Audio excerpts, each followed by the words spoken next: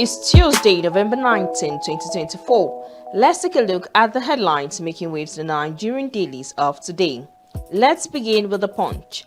The border headline says, corruption allegations, presidency attacks Obasanjo as opposition backs ex-president. You can turn to page 2 to get the complete story. And above the nameplate on page 35, federal government plans fresh 31 trillion naira borrowing. And beside that, on page 30, NCAA says luggage delay to attract $170, 10,000 naira fines. And on default, 34 states, FCT shown 260 billion naira UBEC grant. You can turn to page 12 of the paper to get the complete story. And beside the nameplate on page 16, Senate invites top doctors over strike. Below the picture on Ondo poll, Aiyedatiwa gets certificate of return Wednesday amid protest. Can turn to page 16 to get the complete story. And beside that, also on page 16, Trump plans to use military for mass deportation. Unplanned takeover Makinde, Adeleke knock Ganduje over threat. Can turn to page 16 to get the complete story. Away from that, let's take a look at Daily Trust, where the border headline says, Northern reps raise fresh concerns over tax reform bills. Can turn to page 4 to get the complete story. And below the nameplate, G20 leaders inaugurate global alliance to end hunger. An Auditor General uncovers 3.4 trillion naira fraud in MDAs. Beside that, court quashes NBC's fine against Trust TV, limits commission's power. Below the picture, you're a hypocrite. Presidency fires back at Obasanjo. Can turn to page 5 to get the complete story. And below that, on page 34, fire destroys Jos Laranto Market. NEC to discuss replace old meters at no cost. Can turn to page 27 to get the complete story. And beside that, on page 30, Trump to use military for mass deportation. Let's take a look at The Guardian. The border headline says 18 million out of school children. 34 states ditch UBE grant as unused funds surpass 135 billion naira. Can turn to page 6 to get the complete story. And below the picture on IMF, Nigeria, others need longer monetary tightening regime to tame inflation. Can turn to the business page 23 of the paper to get the complete story.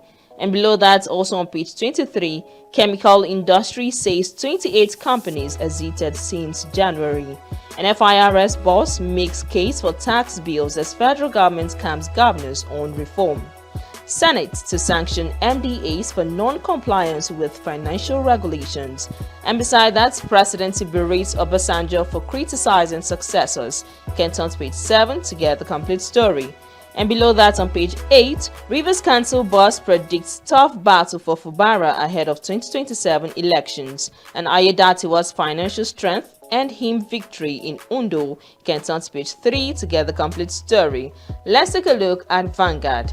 The border headline says, LCCI, Asbon, analysts, others pick holes in 2025 budget. Can turn to page 5 to get the complete story. And above the nameplate, rethink reform strategies. IMF advises Nigeria, Ghana, and others. Can turn to page 18 to get the complete story. And below that, on page 13, Dangote refinery $6 billion to import crude. And on Sit at Home, gunmen kill 5 security operatives, PG critically injured in Anambra and Abia State. Can turn to page 11 to get the complete story.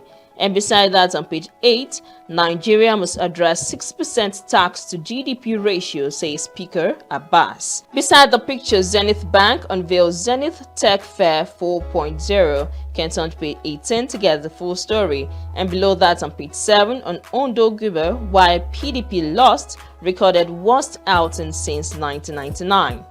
Below the picture, presidency to Obasanjo, Nigeria's economic woes began in your government. Can turn to page 8 to get the complete story.